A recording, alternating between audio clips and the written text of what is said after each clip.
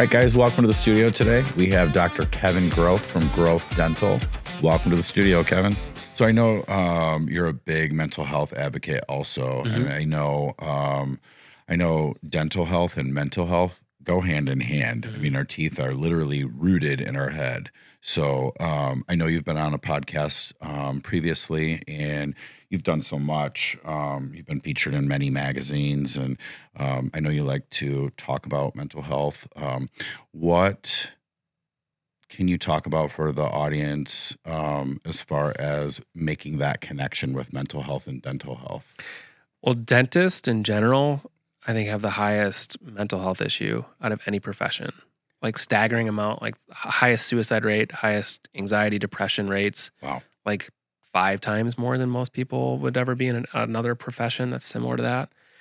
And like that's kind of like the what's going on there type of moment, because have you ever heard that before? I have not. Okay, yeah, like Wow. everyone always brings it up. Like dentists have the highest suicide rate, and like so it's a well-known thing amongst like the general community. Okay. And it's kind of just like, why? And I've always thought about that. And I think it has a lot to do with, it's a multifactorial thing. But I think a lot of it is starting in dental school when you're driven to this idea of perfection. Yeah. And you have to be perfect. And it like almost like ruins you to the level that you can't fail. You can't mess up. And if you do, like it's a sin, and you just really just the self-deprivation that you take on from just having like a 95% Wow. versus 100%. So like I have an intern, she's in school right now, and she's just the gem of the world type of person. Yeah. Like the sweetest individual and just a gift to the world. And yet she's in dental school and she's like, I'm really struggling. Like, and I'm like, well, no, don't let them ruin you. Like you're an amazing, amazing person. And I need you to know that. Like, and you need to believe that yourself. Because I know you're comparing yourself to all your classmates, and it's detrimental to like look beyond your own lane. Yeah. So it's hard. It starts there. But I think the fact that like in dentistry, we are people that naturally are successful, intelligently wise, you've gone through school, you've gotten good grades, you've done the work, but then once you get into the real world, then all of a sudden it gets a lot harder. Yeah. And you don't realize it, and you don't have the preparation for it, because all of a sudden now things aren't going to work out all the time. You're on your own in an office. So like when you're by yourself and something happens, you just like totally embody that problem, as opposed to having the nature of like sharing it amongst a community of people that are like, oh, been there before, done that too. You're normal. Yeah. So you feel very isolated. I think it's really hard to hear on a consistent basis that people hate you. So I hear it every week. I hate you. I hate this. I hate everything Because about people this don't experience. like coming They to don't the like coming dentist. to the dentist. Right. Yeah. Yeah. As much as I can try and make this environment the best possible scenario for you, I can't cure your past traumas of dentistry. Right. I'll try. I have to tell you too, this is interesting. I don't know why, I'm a weirdo. I've always enjoyed going to the dentist. Sure. So we get that side of things too. I've had I have no problem getting in the chair and getting a cleaning. I find it therapeutic. I like it. And but like after like the process of going through COVID and all that, I found myself like enjoying it less and less because I had less patience to sit in the chair. For sure. I was going through so much. And I previously was going, I had a dentist prior to onboarding with you, and I was anxious going there, and I really didn't feel it with that team anymore. There was obviously every business owner or practitioner experienced change in their staff during that time, and I was just not feeling it there. Sure. And so obviously you came highly recommended from Alex Davis, who I love. Oh yeah. And so she's just a fantastic human, and I trust her judgment. And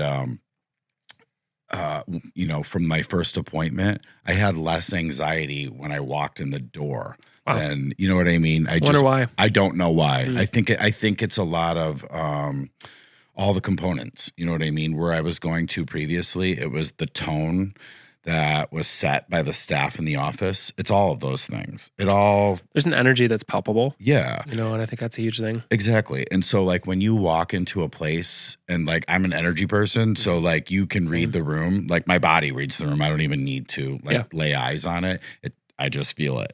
And so it was always like that.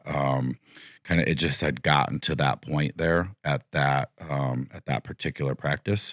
And, I just wasn't vibing with that anymore. And I thought it was so weird that, that I no longer had the patience to sit through a cleaning like when I once enjoyed it. And so, like I said, just walking through the doors at your practice, it was just the complete opposite feeling. I already felt at ease when I walked in, just because, there wasn't palpable tension, For sure. right? And then you have Morgan, who's fantastic. Sure, I she's love great. her. Yeah, Mhm. she's a gem.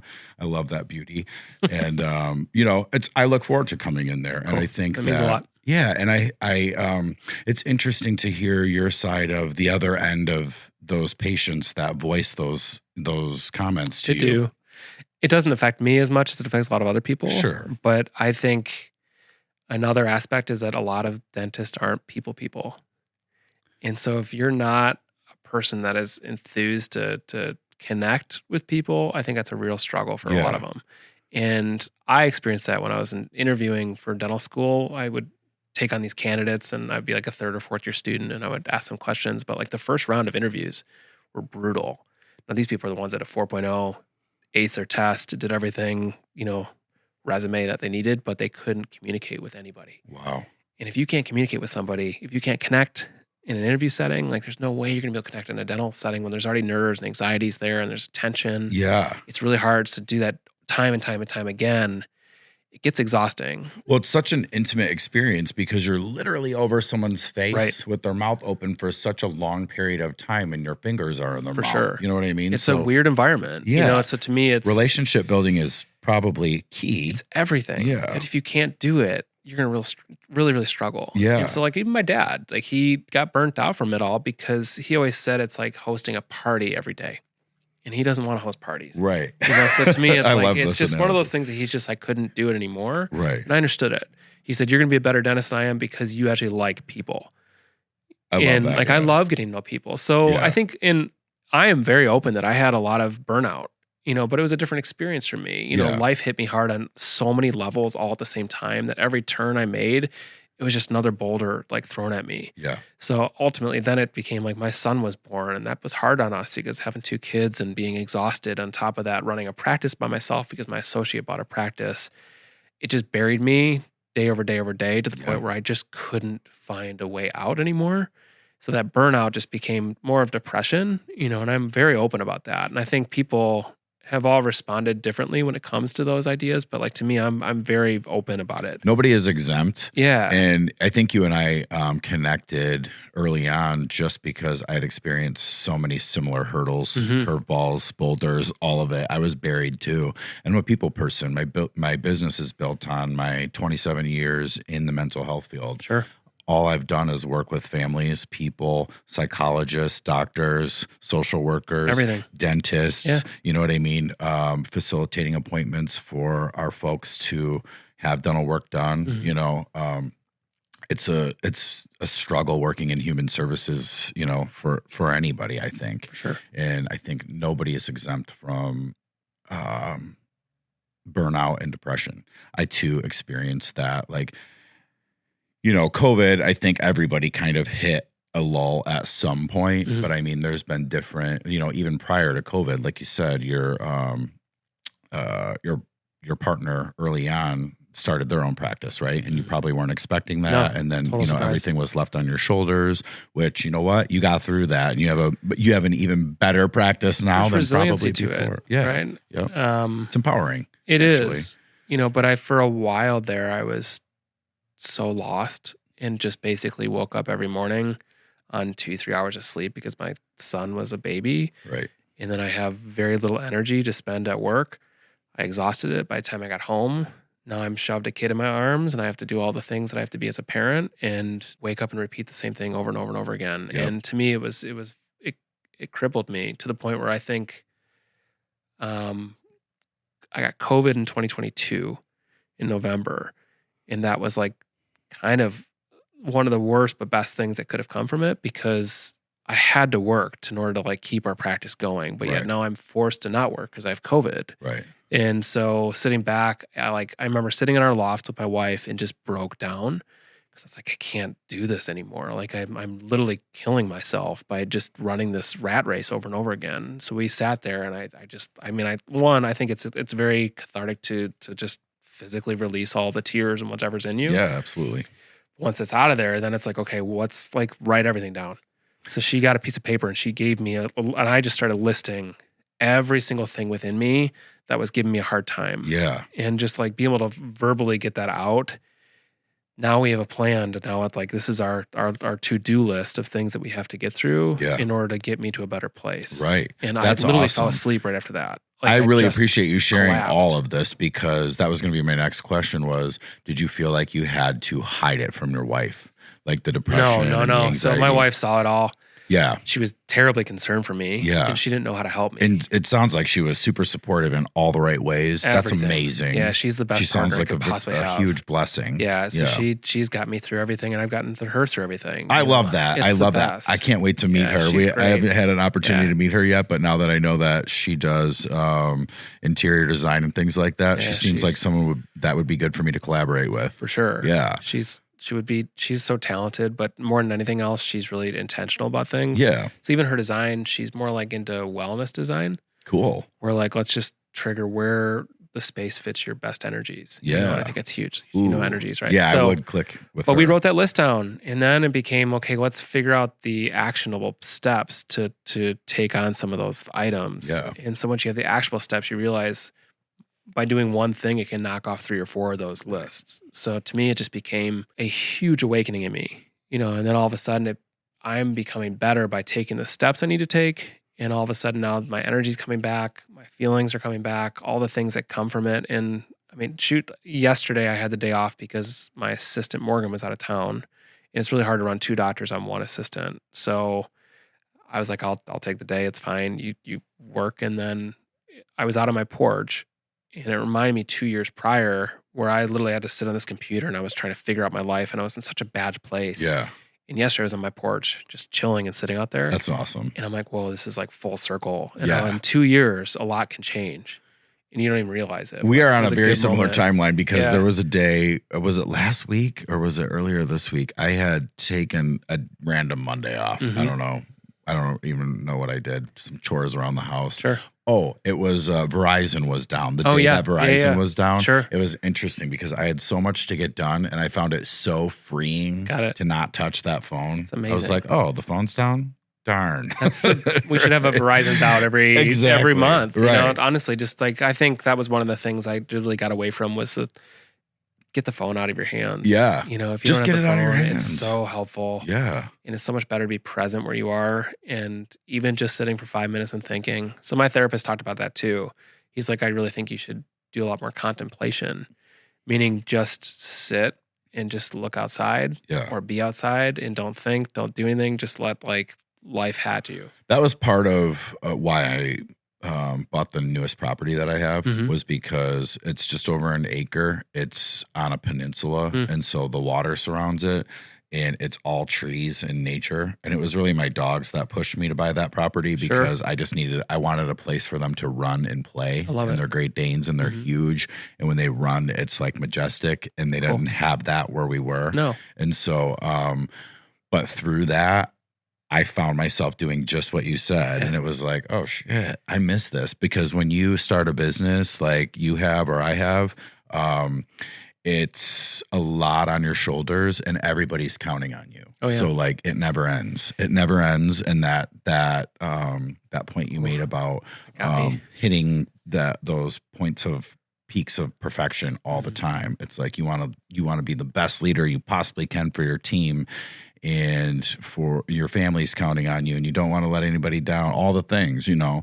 And you have a wife, and then, you know, factor in both your babies, you know, so I can understand the pressure, and I really appreciate your honesty. But a lot of times what I've learned through that is that sometimes you just can't give 100% of yourself. You can't, right? You know, so sometimes you show up with 30%. And like you're going to give 100% of the 30%, but you're not fully able to give your potential through life experiences of whatever it is. So sometimes I'll tell my wife, I'm like, I got 30% today. Yeah. She goes, cool, I got 70. Perfect. Or I have 32. Yeah. You know, so we have 60 combined. We're going to have to give up some of our day in order to make it so that we can kind of get past it. And that's okay too. It's good to be self-aware enough to recognize that Sure. and then just kind of operate on that level. Mhm. You know what I mean? But for me, it's I feel like I'm back and forth on that stuff where I'll go through ebbs and flows of I recognize it and some days I don't. And when if you're surrounding yourself with people that are never giving you 100%, but you're always giving 100, Mhm. you're not really just giving 100, you're giving 150 because you're trying to pick up the slack for the people that aren't Exactly. even giving you 50. For sure. So that can be draining. And so I had to be mindful of that. So I taught myself to intentionally dial it back from 100 on purpose. That's it. At certain times. There's a great book called Margin. You heard of that? No, I haven't. Oh, it's this like physician. He says our worst disease in this world is the fact that we are all giving 100% in everything we do. And really you should give 80%.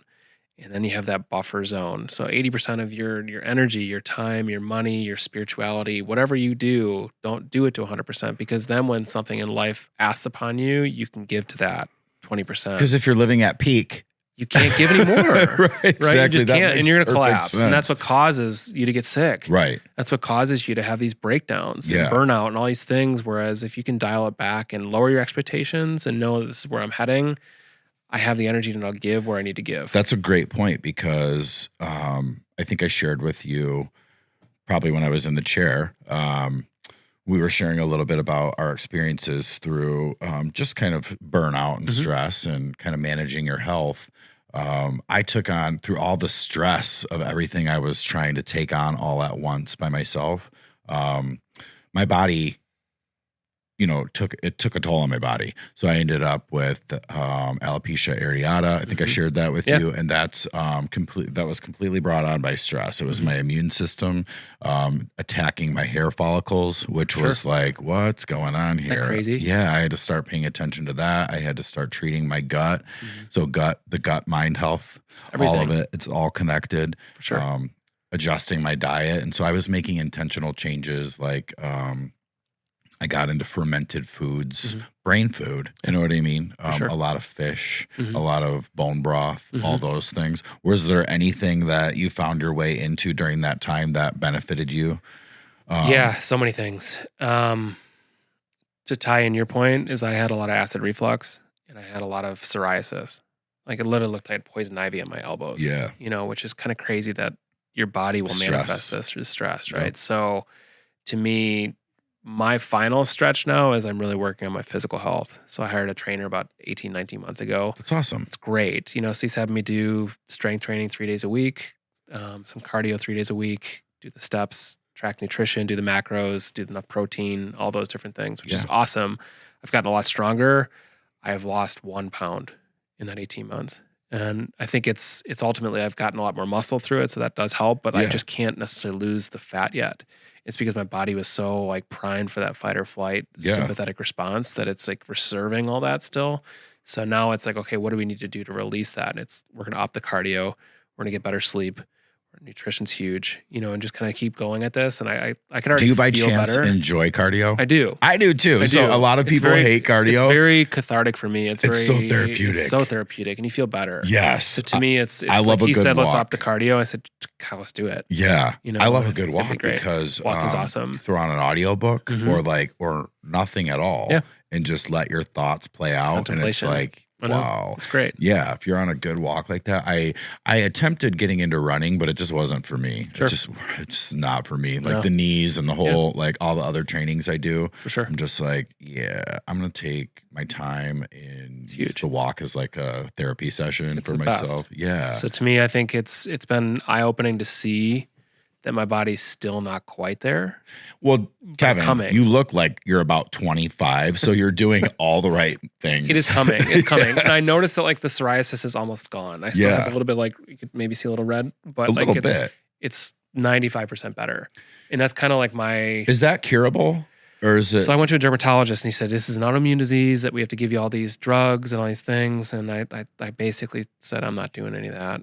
I'm doing my own research. You can get rid of that. So to me, you want to talk about like other medical experiences are really the reason why I've shaped my office. Yeah. So I hate the fact that you go to like a doctor or some type of restaurant or whatever it is, like there's just not the intimate nature that you should have. Right.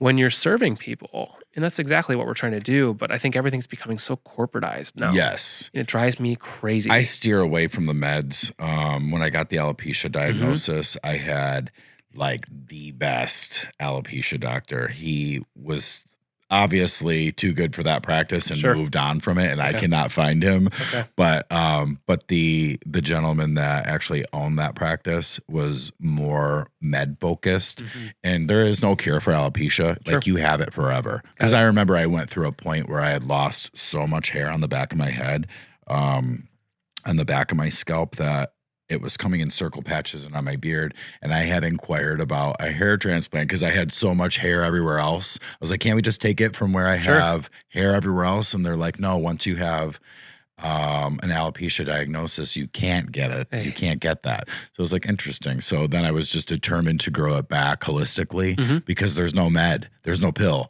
So, and I just explored anything and everything from PRP, platelet-rich plasma. Sure. I started doing that. Yeah. A lot of sports players use that They for do. their knees and joints, torn ligaments and things like that. So, but I had read research that people had great success having had the alopecia diagnosis using PRP. So I started that treatment and it worked for me. Fascinating. So that was really good. And then I fixed everything through diet, health, exercise. It was interesting when I Googled alopecia areata because like 2% of the population get that. Really? That high? It's 2%. I was like, interesting. And so it said, when I looked up how to cure it, it said pray and meditate. Really? Okay. That's what it said. Well, good for you for making those changes though, and it worked. That's amazing. Thought, interesting. I was like, and then I just took a deep dive into like autoimmune diets. Sure. You know what I mean? Or just it's really just a lifestyle change. It's a lot of Interestingly inflammation. enough, like prior to, and I'm sure you can speak to the same. You have all the tools. You have all the tools, and you were probably on a wellness journey prior to starting your to getting involved in your practice. You're kind of a well-oiled machine. You have to be very focused and all those things. And I was when I started my business. I had started all those things 3 years prior, not knowing that I was going to be starting a business, but I was on the right track. I found my way into juicing. I had read Dr. Daniel Amen's book, Change Your Brain, Change Your Life, and it was fantastic. And that led me into buying a juicer, and that whole process I found therapeutic. And I lost I used to be a big partier back in the day, so I had like that drinking weight. Sure. You know how we as guys just get it kind of in our midsection. It was just kind of like that. I was never really overweight, but I carried that. And once I started making those changes, like all that just went away. So it was like, okay, this really works. And then I felt better. I had just clear brain function, all those things. And I was already on that track, but then you just kind of get buried, like you said, like under boulders. And then it was like all that went away, and I was like, oh my God. Then you just find yourself in the drive-through. You know what I mean? You know what sounds Convenience great helps. today? A freaking double cheeseburger. For sure. Or 10. Yeah, exactly. Right? Something. Exactly. And then you're poisoning your brain. You know what I mean? Gets worse and worse and worse, right? It does. Until you are too tired of being in that state that you want to make a change for the better. Right. And then you That's really what it comes forget. You're like, you're back in that, down that rabbit hole. And then it's too late. Well, it's not too late, but I mean, you've gone too far, and then you have to like reverse everything. You have to make changes. I think a big thing for me is that I highly focused on simplicity and consistency. Yep. So to me, I didn't want to have a lot of things in my life anymore. I didn't want to have an abundance of anything. Right. I really wanted just to like really keep cutting everything out of my life that didn't serve me well. Yeah.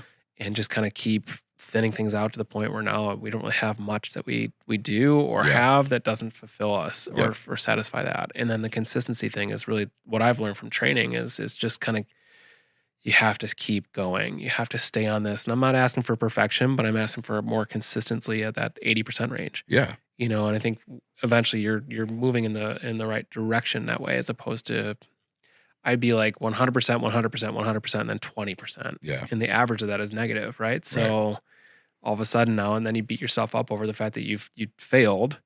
And now you're going to spend a couple more days in that failure mode until you get inspired again. You're going to go back up to 100%. And you're going to keep this like basically bipolar nature of I what you're think too, doing. like you make a great point. Like I had gotten to that, came to that conclusion myself where kind of less is more, you Mhm. know. That's a slippery slope to get into, taking on all that extra like Mhm. that. So it's much more, you have a lot more to keep up with. It's less time with your family. It's less time It is. from the things that are important to you. I think that that's a great point, and consistency is key. Yep. And I think that a lot of people that are trying to find their way into wellness might feel overwhelmed by watching people on social media because you're watching people that are already there. Yeah. Like you're watching Yeah, a yeah, yeah. bodybuilder For that sure. like does that for a living. Yes. You know what I mean? Like Yeah. not everyone's built to carry that kind of muscle. Mhm. And But really, and a that camera doesn't should be on mean- me right now. Right. You know, like I know I'm getting to a direction, but like it's all about the journey. Yeah, It's absolutely. in the process moment as opposed to somebody who's jacked and already at that point and already has the habits. Yeah. Yeah, you just all and it doesn't take like you don't have to overcomplicate your meals or No, meal preps. It's sure. just simply making good clean choices. For sure. And then bit by bit, little by little. And then it was like for me, it was so cool because less is more for me. And so like for me, I don't need a lot of maintenance with my food. I can just do chicken and beef, you know, steak and fish, and I Sure. don't have to like do salt, pepper, you know what I mean? Olive oil, whatever. And then rice, eggs, just stick to the basics and kind of go from there. And then just one walk leads to 2 walks, and you know, 1 mile leads to 4. You're building along. Yeah. And then Makes sense. yeah, it was just an easy process. And when I kind of fall away from that, I just go back to that. Yeah, It's just that's like it. even reading books, it's like just read 1 page a day until you're reading the whole book, you That's know. exactly it. Yeah. But even like my trainer, I told him up front, I'm like, I'll be very good for the first portion of it and then I'll fall off. Yeah. You know, that's just a habit I've recognized in myself. And that's where I want you to kind of keep me going. So he had a very stern dialogue with me probably about a month ago. That's awesome. And it's just like what I needed. Yeah. Just rejuvenated me and I'm back on track. And it's kind of where you're Well, it's heading good to in have an direction. accountability coach. It's always that way, right? Yeah. Yeah, So absolutely. to me, it's huge to have people like that in your life. Mhm. I have the best blessing. I think you have a lot of great people in your circles too. But to me, I have my team, I have my family, I have a bunch of mentors that are there for me.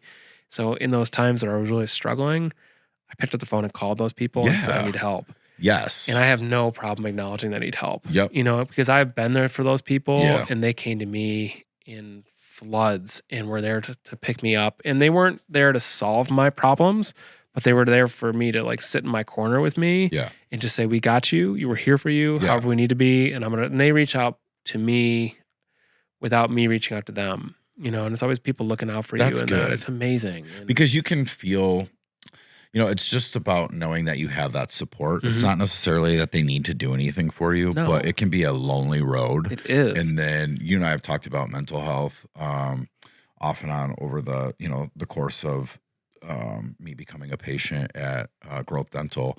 And, you know, for men, there's a stigma. You know what I mean? It's still there. It's getting better. But I mean, like veteran Yeah. suicide. For sure. And It's you unfortunate. mentioned in the field of dentistry, like I had no idea that those rates were that high. That's Well, I wrote the article. I never thought I'd have burnout and depression, right. you know, and then all of a sudden I got a bunch of people reaching out to me behind the scenes being Yeah. like, thanks for sharing this.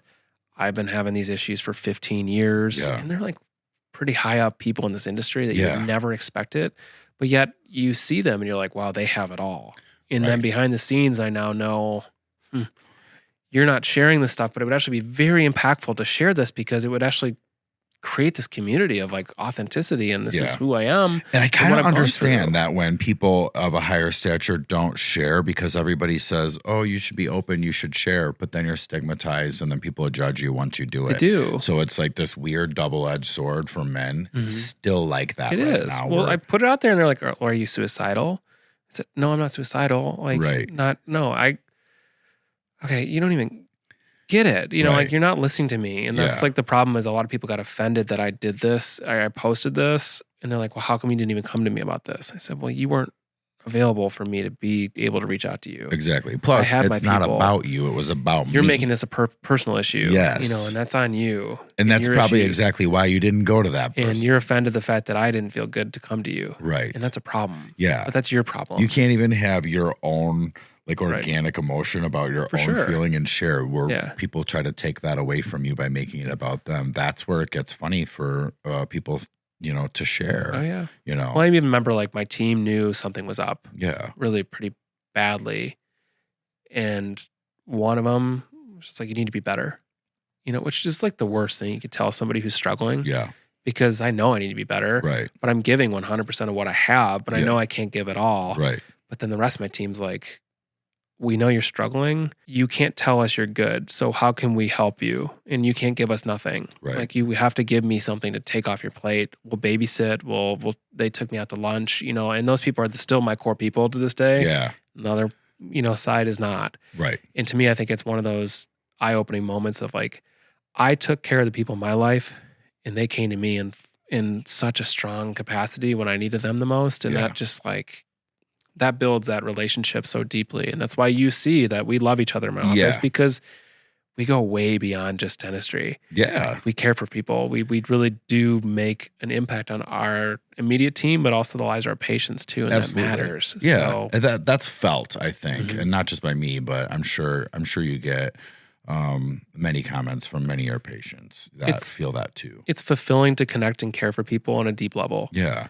That's my nature. I That's what I appreciate need. your team and the sense of community and the sense of family that you've built within there, because I had come from that Mhm. environment. And so I thought I was going to have that when I started my business. Sure. I was so confident because I had done such great work. Yeah. I had built Yeah. and hired most of the teams like within the company that I worked for 20 years. And so I was so naive when I started up I didn't think that starting a business was going to be easy, but I had just become so accustomed to having like this great sense of family in my inner circle, so to speak, Totally. at work. Mhm. And I was spoiled by that. Yeah, you don't And get so it. like everyone had this great work ethic. And then when I was starting up, well, I was just an army of one. I was just by myself. And my business got a lot of momentum very fast. And so that built, and I went from, just being my own employee to 100 employees. Jeez. And then building that admin team, was just a process. Mhm. And I think we talked a little earlier about, the challenges that one faces when building an admin team, that close admin team. And we talked about the DISC assessment. Yeah. And I had 4 ladies working in my admin at once. None of them really got along. One got along with everybody, right? And then like everybody else, like nobody got along, and everybody wanted to tell the other one how to do their job. Hmm. So we had a little bit of that happening. Sure. And so it was just, I was a little like, wow, I hadn't experienced that quite before, like where I was observing all of this at once. And so I brought that coach in that kind of that worked with everybody individually. And then we did the DISC assessments. But we could never get past that job where like one person, was in the office manager role, but like wanted to tell the director how to do their job. That's because she was more of a director than she was an office manager. And the director was Right more person, of an wrong office. seat. Yeah. And they wouldn't accept that. Got it. So Okay. I was like, you know what needs to happen here? You guys need to swap roles. And they Did wouldn't they? do it. No. They wouldn't. I had to Okay. let both of them go because we couldn't, Yeah. I get it. come to a reasonable, conclusion there. So that was Sometimes that's necessary too. yeah. And so like we talked about too, like, just kind of being more proactive and that preventative maintenance within your team and kind of addressing, a bad apple on the team. My dad never fired anybody, but he'd be the first to come home every single day and complain about somebody. Right. And it's like, I just don't have that nature. You got to take charge and address it and either rectify the issues at your office or let them go. Right. And it's kind of that fine line for me is that I don't really have any gray area there.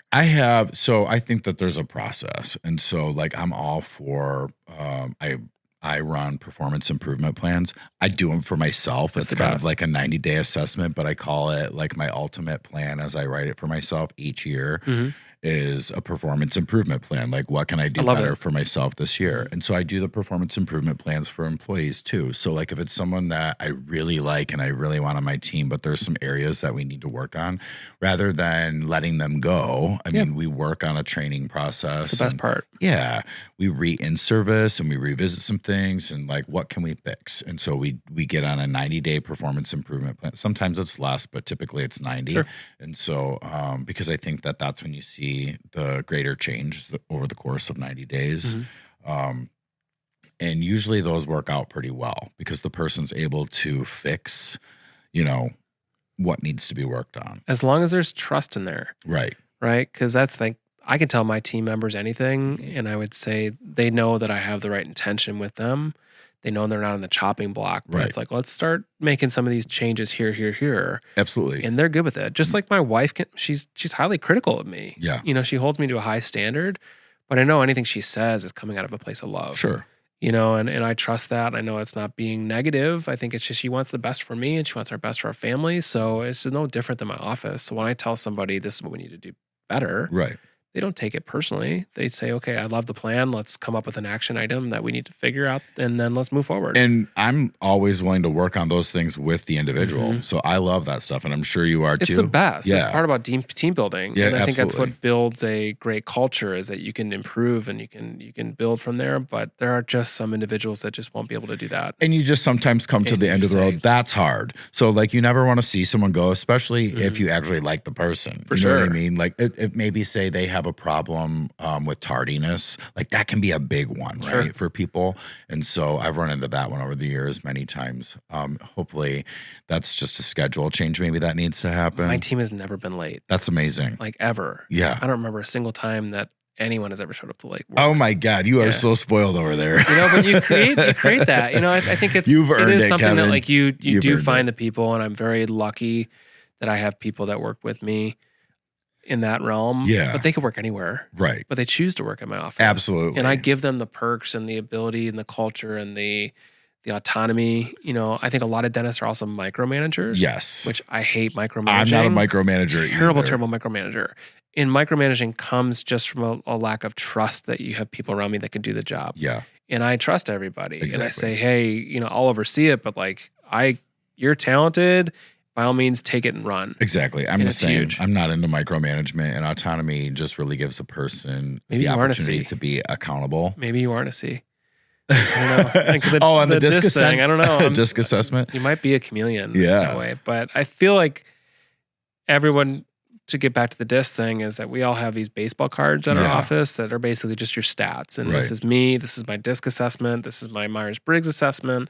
Here's how to best communicate with me. Here's my likes. Here's my dislikes. Here's what's misunderstood about me. Yeah. And that way it's just like, this is exactly who I am.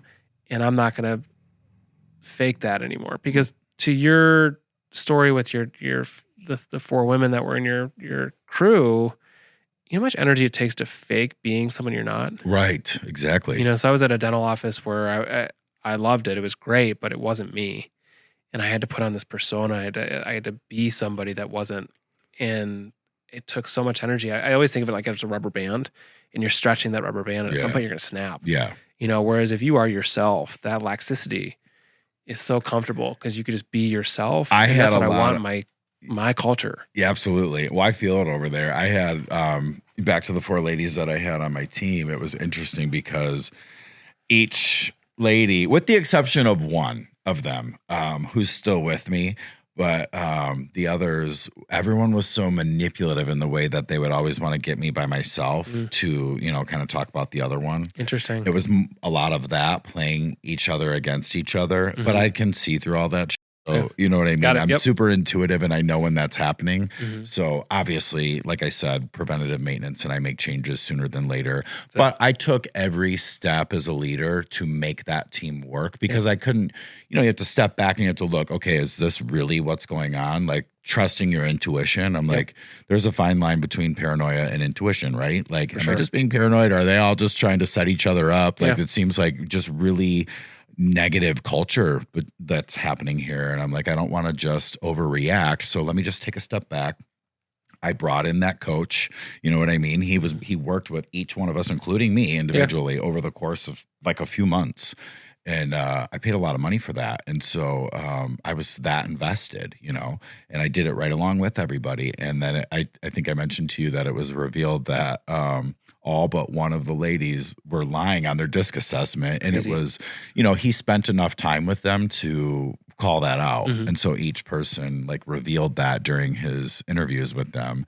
And so that was very telling. Says And a lot. so a lot of people were answering, a lot of the ladies were answering the questions on that as to how they thought I would want them to answer Right. versus how they were. Being something they're not. So those disc assessments, exactly, those disc assessments are absolutely useless if you're not utilizing them to your advantage by being your true authentic self. Exactly. Answering. Yeah. So I really believe in a lot of that. I believe in there's a place for everybody. Yeah. It just may not be this place. Absolutely. Or there And may be a role for you that's just not necessarily the role. But Yeah. I think for me, management wise, I think that's another struggle for dentists is that people are not natural leaders. right. So that comes by me naturally, which I feel like is a gift of mine.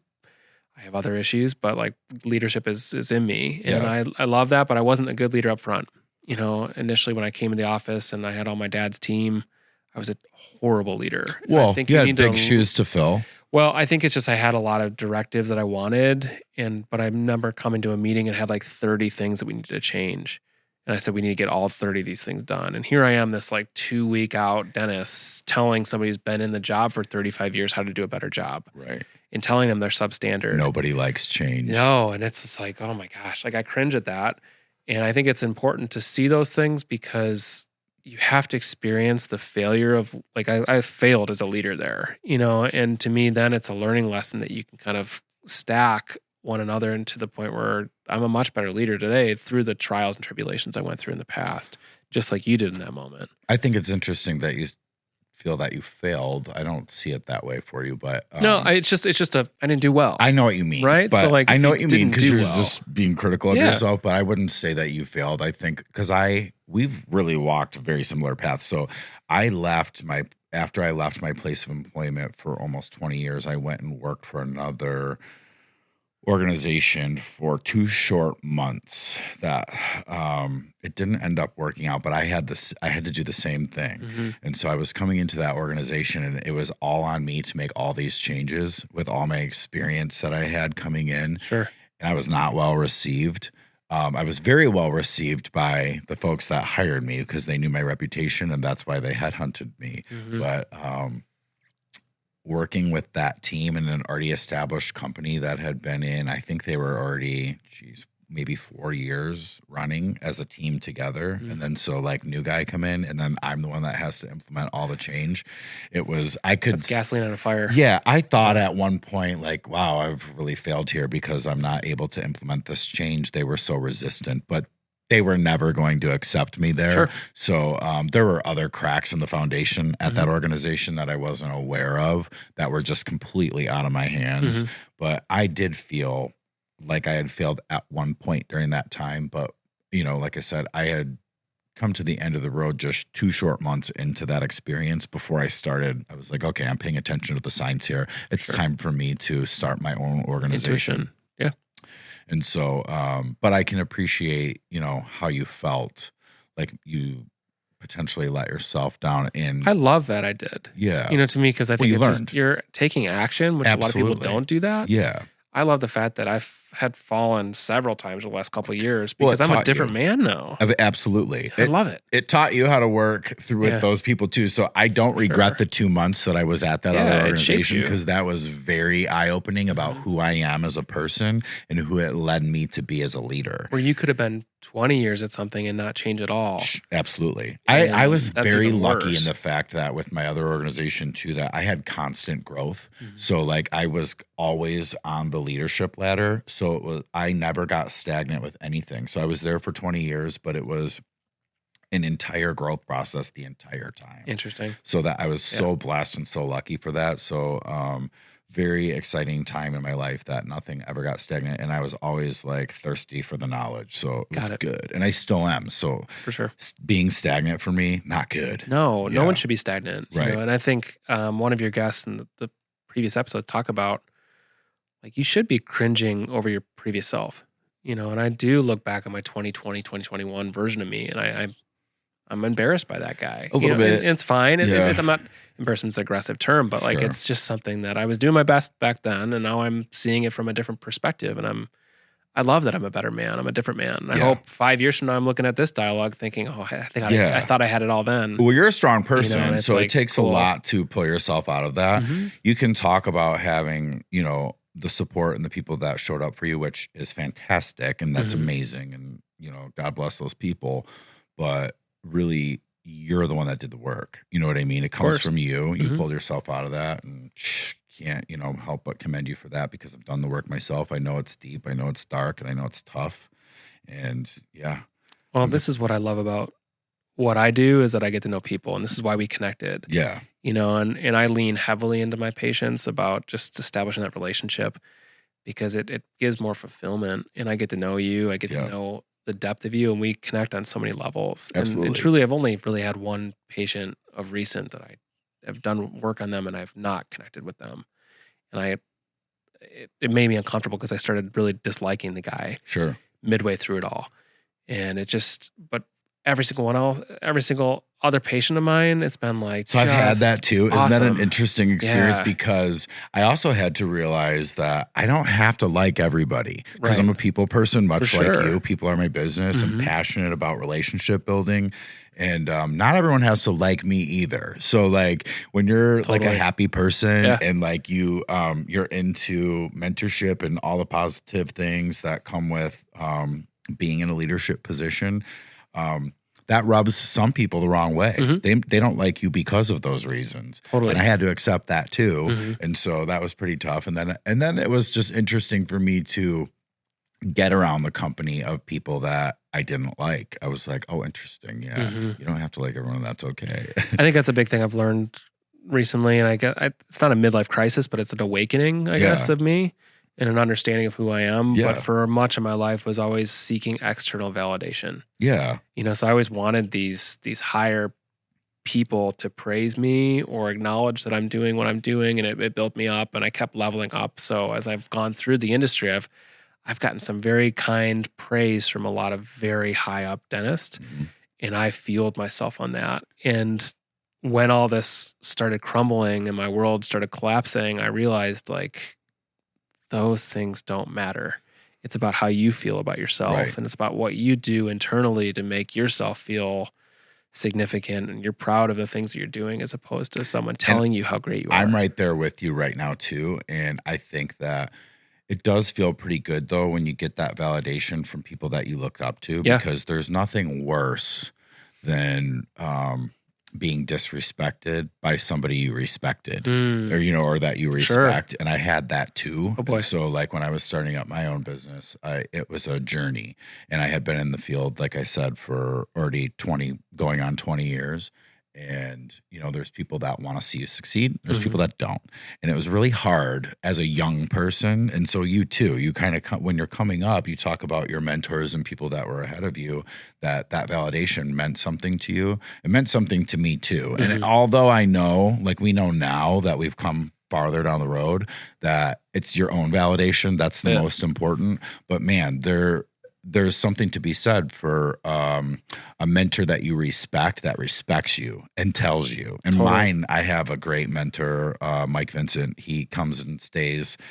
He drives 3 I've seen hours your out. post on him. Yeah. Yeah, he Seems comes awesome. and he visits and he validates and he tells me. And I think it's important, Mhm. especially for men, to tell other men, That's like, that. hey, Oh yeah. I think that you're great and you've inspired me. And when one of your mentors that has since retired tells you that you're inspiring him now, like Mhm. that feels pretty good. That's awesome. And I know that you have Oh great mentors too. You talk yeah. so highly about all your mentors. Mhm.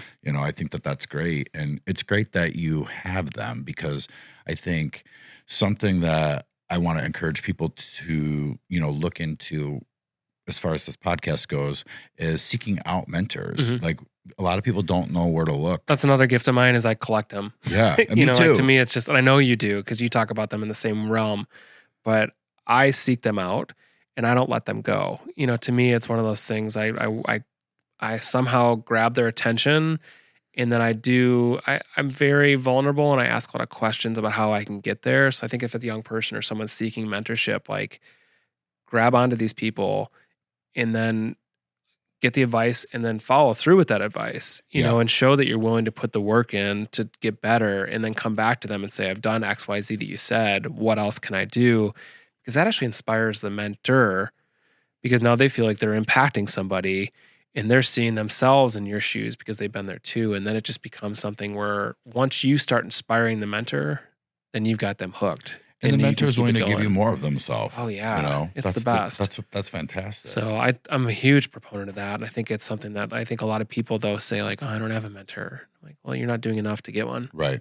And also too, like I had found myself when I didn't feel like I was I didn't you're not always surrounded by your mentors. They're with you in spirit sometimes, but like when I found myself like needing mentors in the present, I looked to public figure mentors. So it was like, like that's when I started getting into books, like in biographies, like Jackie Robinson, read his biography. Sure. Oh my I could God, see you that. probably Yeah. already have. No, I haven't, but He's got an idea. amazing story. And I was just like, you can find a mentor in a book. You can. You know what I mean? Oh, yeah. Like, and they're fantastic. And go to the old school because there's nothing better than that's a rare breed. Those guys like Jackie Robinson and Paul Newman, all those guys, like that's a rare breed back then. And, it's just different times right now. And I think a lot of podcasts that I'm watching or listening to right now talk about, or the networks that I'm in, a lot of people talk about single family homes and young men being raised by women. Nothing wrong with that, but boys and men need other men to look to also, for guidance. And that's important. And it's important to lead for, like you want to be a great leader for your son, a great mentor and a father for your son. For sure. And that's important. You take it seriously. I think I read that boys need certain roles of people in their life. Initially they need mom for a heavy amount of it. And then they need dad in their teenage years to kind of formulate like an identity. And then they need to seek someone else outside of the family for another purpose, to like a coach or someone to drive them in a direction that gives them even a higher level. And if you don't have those steps, I think you become deficient, and then you don't have like the resources to thrive for a while until you do those steps. And I think you know that better in developmental psychology, but I think it has something to do with that. And I feel very fortunate as if I was one of 4 with 3 sisters. So for me, I was the oldest, and I naturally always sought out other people as like family for me because they gave me that extra purpose that I needed. So a coach or a parent of a friend, and I clung to them because I liked having an extra resource to help guide me along, and I like that. That's important. Yeah, I was pretty lucky in that way too. Kind of growing up, all my friends had dads that were similar to mine, so it was kind of like I didn't just extra have set of dads. Yeah, exactly. Sure. It was a very supportive network in a neighborhood like that. Not everybody's so lucky to have that. No, that's why for sure. it's important for mothers too to seek out male mentors, you know what I mean, that can be a good example for their boys because they can't wear all the hats. It's impossible. Nope. It's a tough road to walk. You learn a lot through that with parenting. You can see that different roles are for different people. Yeah, absolutely. I think it's important. And some just do the best they can, and that's awesome, and that's commendable. But yeah, definitely mentorship. That's a big one. That's a big one right now. I think that if anybody can find their way or find a resource, that's a must. It's a must do. It's a huge thing for me in my career of 11 years, and it doesn't stop. Yeah, 11 years. 11 I love it. And something funny I have in my notes here is you have been the Our Detroit magazine, the top dentist from 2017 to current 2024. That is awesome. It's cool, isn't it? That is amazing. Yeah. It's pretty prestigious because that's a pretty well-known magazine. It's voted on by your peers in dentistry. So it's not like patients can vote on you. Yeah. It's something I feel very honored the fact that other people in the industry recognize me. Yeah.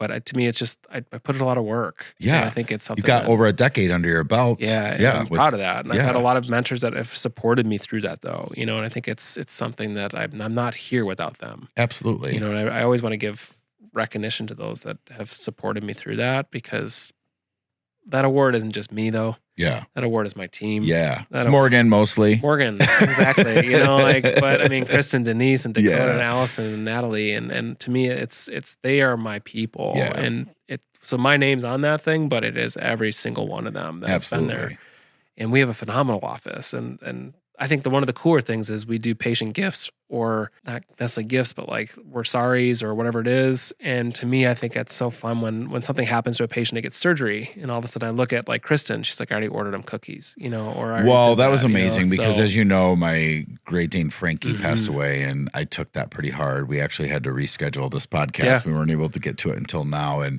that was a rough go. And I received flowers from your office, and that was huge. And like, I was like, I don't even like flowers, but I love Sure. those flowers. It goes a long way. It did go a long way. And I think you and I had a conversation. I was like, I laughed because I liked the flowers, and I don't care about flowers. For sure. But that after the loss of Frankie, I was just in a bad way, and that was just a really bright spot and on a really bad day. No, I And felt thought for that you, was man. cool. We care about people deeply. Yeah. Way Don't tell beyond Morgan that. this, So but you guys also gifted me a water pick, and I haven't gotten around to using it. I think Morgan I doesn't know. misplaced it. Got it. I'll secret safe with me, but she'll probably watch this too, though. She'll but know the she'll next time know. I come She in that I knows. haven't been She using knows, it. for sure. So to me, I think it's when you can do those little gestures. It doesn't take much. No, It really doesn't. a little goes a long way. But those things matter, Yeah. and it's so fun for me that like I didn't order the flowers for you. Right. I didn't pick the flowers. It was Morgan. It was Kristen. I was Kristen. You know, I so yeah. like it's one of those things that I don't even. I'll get a thank you note in the mail saying thank you for this. I'm like, what happened? Did we send something to them? And they're like, yeah. I knew it had to there. be Kristen because I So- talked to Kristen the most about my dogs. Yeah. So, but she's a beauty. for you, I love sent her. her a message saying like, check this out. Like Yeah. he's not well, you know, and I feel for you because we are all going to have that moment. Yeah. You know, and it's not a matter of if, but a matter of when. Yeah. And when that happens, you never know these little angel moments that pick you up.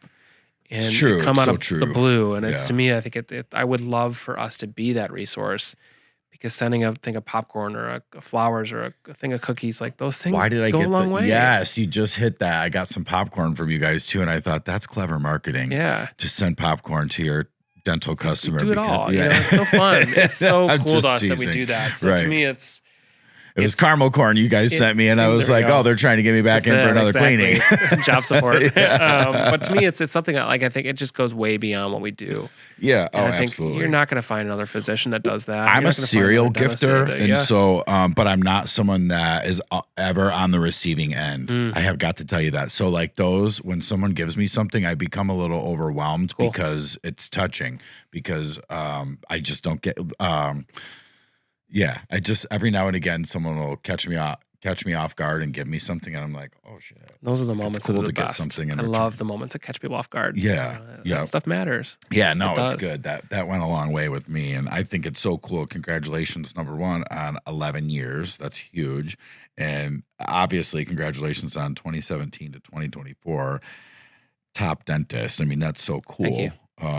And then 2021 to 2023 top dentist, the nation list. What's the nation I don't list? know, it's just Exactly what it is. The nation. Honestly, I don't really like the accolades. Okay. So to me, I think it's just something that they keep coming on, and You can't fight them. You can't deflect them, Kevin. yeah. They're coming for you. I think You're it's going to a- win those. Those accolades. you do a good job, things will come. Yes, right. You take right. care of people, things will come. That's my issue with social media. I think it's a lot of bragging. Yeah. I don't like bragging. Right. You know, to me, but I like the cases I have out there. But I'm always saying this is the case that came, and this is something we can learn from. Or Yeah.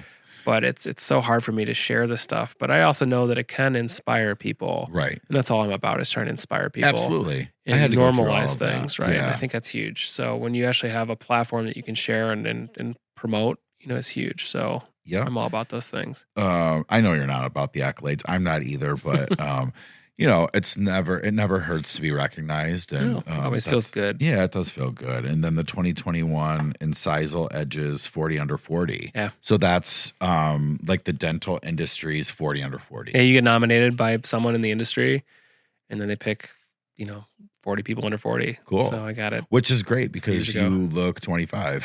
I still have 3 more years I can get there. Right. I'm 37, so I still can get.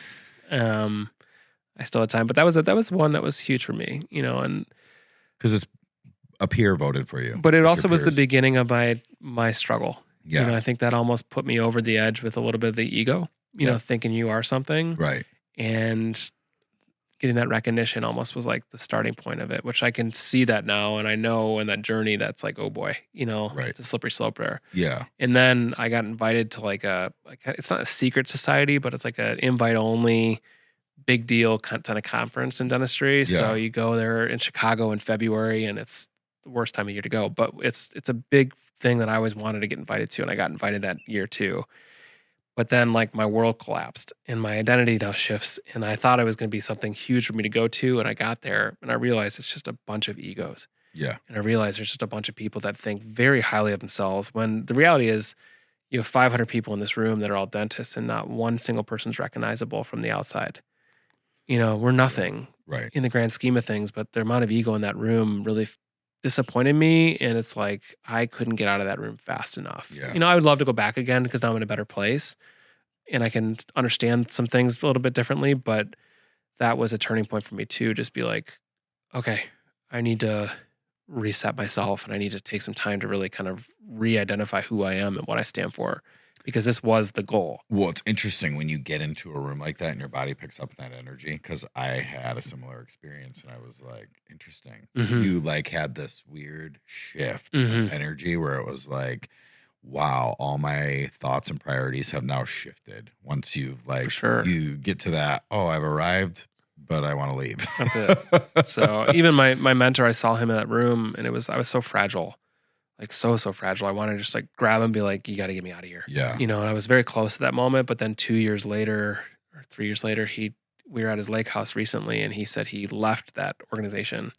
because he's like, it just isn't who I stand for. It's not what I'm about. So like, I didn't tell him any of that. He just did it on his own. But he's Yeah. like, I was like, wow, like the fact that we both had that feel in that moment is something that's recognizable. It is really interesting when you come to the end of the road with certain people or Mhm. certain groups or any situation like that, because there's things that you think you're going to be a part of forever Mhm. or that really resonate with you until they don't, because you've changed and you evolved. Yeah. Or That end can be great. It could be terrible. yeah. Or you look back on it now in a different reflection. And I think that's another thing. I've ended things with certain people and I can see the positives now through it, but at the time it's not good. Well, you have such a great mindset on ego management. So like you're a self-aware person, and I think like I'd always been like too humble at times and too full of humility and things like that, Mhm. and to a fault. And so once that's a slippery slope too, because Totally you is. can be so self-deprecating that you start to believe things Yeah. about yourself that sure. aren't true, but you're trying to be so humble and all those things, and or you just organically are humble. You can trick yourself into thinking you're less than you are, and then that's a tricky situation to get yourself out of, because then you have to rebuild yourself back up, and then you don't want to get to a point where you're for too sure. high. That's the beauty of always pushing yourself, because it Yeah. humbles you. Right. Right. So if you push yourself in a realm that you're uncomfortable, you're not gonna do well at first, and it's gonna just push you down completely. Absolutely. You don't have it all. I found my way Yeah. into jiu-jitsu, and that's a humbling sport, For sure. because for every like stripe you get on your belt, you know what I mean? Mhm.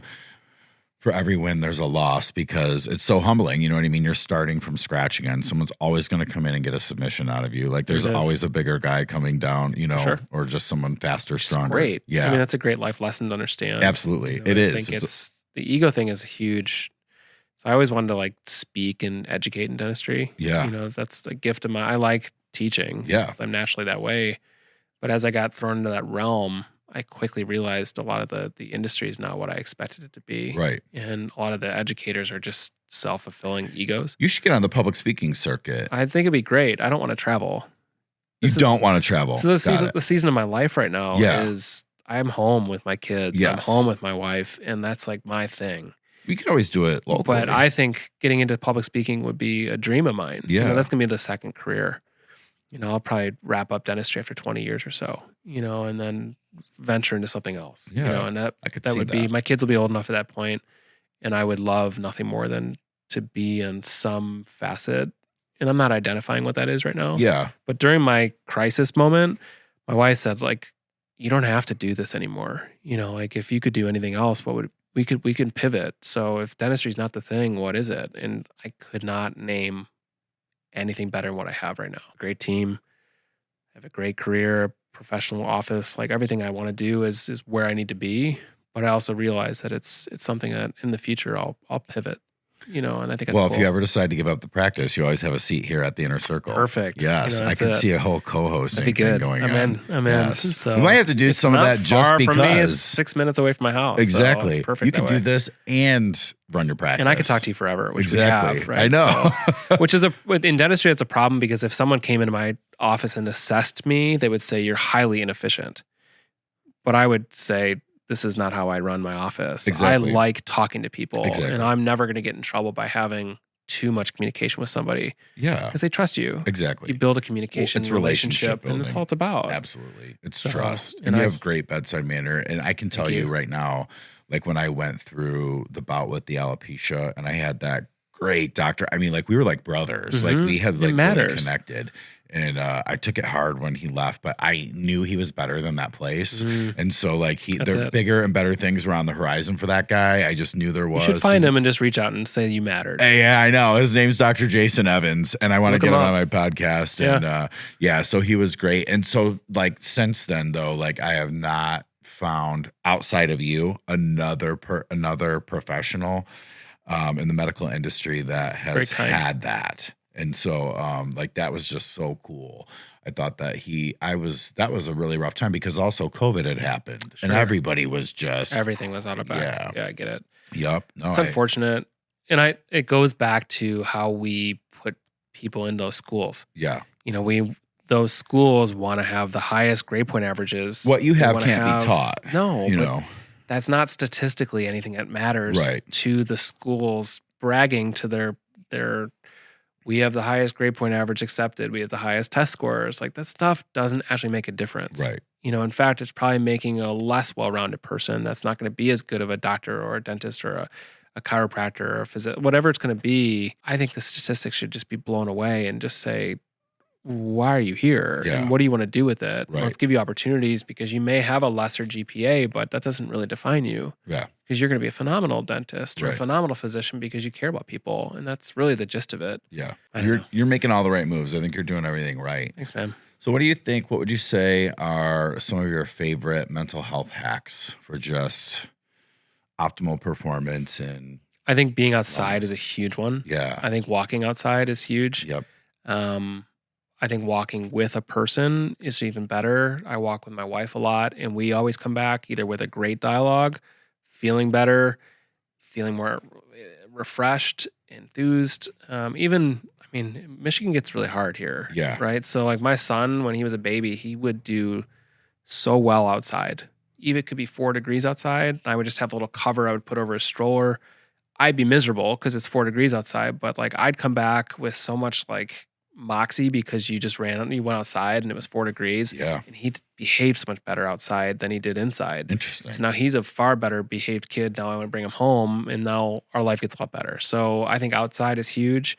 I think consistent exercise is a big one. Sleep is huge. Oh my God. Yeah. So sleep, and I'm reading more about this in terms of cortisol, the stress hormone. But during those times, I felt like my blood was thicker. Mm-hmm. And a lot of times it was just because it probably was filled with this cortisol that was running through my system because I was so stressed. So sleep is a huge cleansing effect with that, but you don't sleep well if you're stressed. Right. And if you don't sleep well, then the stress is going to go higher. So I think there's a huge protocol that we go down with sleep. I don't know how much time we have, but to me, I think I love sleep. I love the idea of sleep, but to me, magnesium has been a great supplement to take before sleep. Oh, yes. So that and vitamin D combined with that, like I think there's something with the binding of magnesium that you need vitamin D with it. So having those supplements have been huge for me. No alcohol. You get so much worse sleep on alcohol. So I think it's like 1/3 of the hours that you get on alcohol. Plus now, like you cannot run. I don't care what anybody says. You cannot run yourself on optimal levels consuming alcohol. No, you just can't. And I'll still have a night where I'll get a drink or two. Of and course. that's fine. I'm at a restaurant or whatever it is. It's neither here nor there for me. Cool. I'm not in any kind of recovery stage Sure. or anything like that. I just opt for abstinence with it. It just doesn't serve and me. sometimes it's just no different than ordering a steak at the restaurant, right? To me, it's just like, it sounds good. I'm going to get that. Yeah. But I'm not overdoing it. Right. But I know your body temperature elevates significantly on alcohol. Yeah. So body temperature is huge. Sleeping in a room that's cold is big. Right. Black curtains or blackout. I've slept with the fan on since I was 7 years old. For sure. So I have big. got to have some mouth breathing, now we know in dentistry as well as in relation to the sleep, is huge because when you breathe through your mouth, you're channeling that fight or flight response, right? So if you're mouth breathing at night, you're really not getting the rest that you should get. So breathing through your nose allows your body to relax. So I mouth tape with hostage tape, as we talked about. And that to me is like a huge change for how I've done things. And so it's weird at first. It takes some time to get used to. But if you can breathe through your nose, and like when I wake up with mouth tape on in the morning, I feel like I got 2 or 3 extra hours of sleep. That's fantastic. It's so much better. That's a great testimonial for hostage tape right there. But I give it to all my patients, and for a while people would look at me like, you tape your mouth shut, like you're crazy. But now more people are aware of this. Oh yeah. So they don't look at me like, oh, I've heard of that before. Tell me more about that. It's starting to trend on social media too. Yeah. So breathing through your nose releases a lot of the hormones that you need to calm yourself down. So your cortisol levels are dropping, you're sleeping better, your stress levels better. I know taking like ashwagandha is a big one too. I take that for stress management, but ultimately I think that sleep is a huge hack for all this, and I'm still getting better with it. It's just more a matter of just kind of putting into practice than anything else. Have you ever been to or heard of the Brain Life Center? Mm-mm. So I had some troubles with focus. I was doing so many things at once. I was skydiving, taking guitar lessons, jujitsu, working out, running my business, like all this shit at one time. And I was like, holy smokes, I couldn't focus while I was training jujitsu. Like I'd be like in a move and couldn't execute. I'm like, what the hell's happening? I was losing my focus. So I found my way to the Brain Life Center, and they were asking me, like, number one huge key question was, how was your sleep?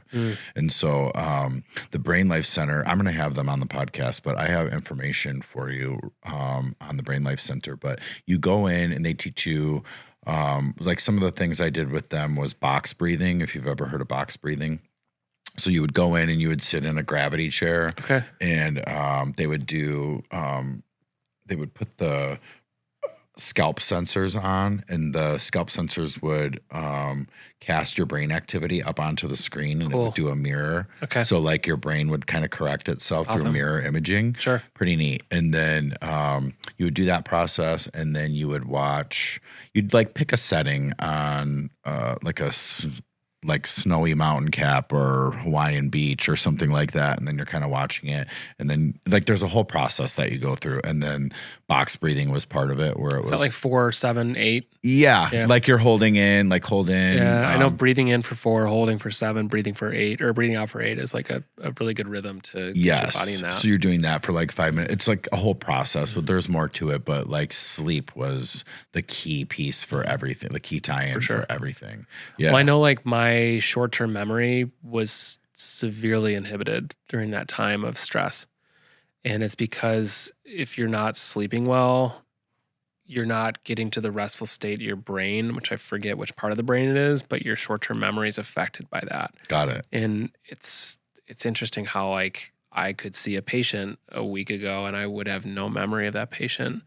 And my team like would make fun of me for it because they're just like, hey, you're so, but I'm very present with that person. So if you show me the note with them, I'm like, oh, I remember her. Yeah. Oh yeah. But like, but I don't know why that happened, but now I can understand why like the brain is affected by the sleep. And that's what they're saying, is because it's if you're not getting enough of the sleep, you're not relaxing the portion of the brain that's for the short-term memory. Yeah.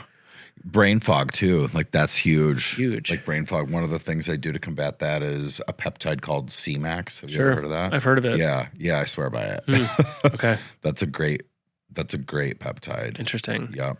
So, I mean, those are good hacks. I think sleep is huge. Eating well. Hydrating is huge. I like electrolytes in my water. There you go. I'm a big fan of electrolytes. Same. So, but that's the beauty of like social media accounts that I follow. It's all on the wellness side of things. So like it's all kind of redundant to me. Yeah. But a lot of this stuff is actually new to a lot of other people. Yeah. So I don't want to That's why I like not sharing. make that out there. Yeah. And you don't have to. Some people just are over the top with everything. I mean, you just kind of have to take, you get on social media and it can be a lot to take in. If you're just trying to make small steps and changes, it's like just start with walking, water, electrolytes, something simple. It's simplicity is everything. Yeah. Right? I mean, so you don't have to run a marathon and be healthy, right? So you One thing leads to another. Just builds. I think that's The Power of Habit, that book. I don't know if you heard of that or not, but of course. They talked in the beginning of that, like how people are trying to quit smoking have a really hard time because they're doing that one action. Right. But if we have them go to the gym, then they realize the smoking affects their gym activity. There it is. So you're stacking those things together, and then they end up quitting smoking because the secondary effect is the drinking gym. too. Totally. So it's like, who wants to go to the gym with? I want to hangover? sleep well. I'm not gonna drink. Right. I don't want to drink because I know it's going to affect my sleep. Yeah. And I'm going to have a rough day the next day because I didn't sleep, and it's just going to compound it because I did drink. I don't know. Yeah. People are welcome to reach out to me. I'm an open book about anything. So Kevin Groth at Gmail is my email.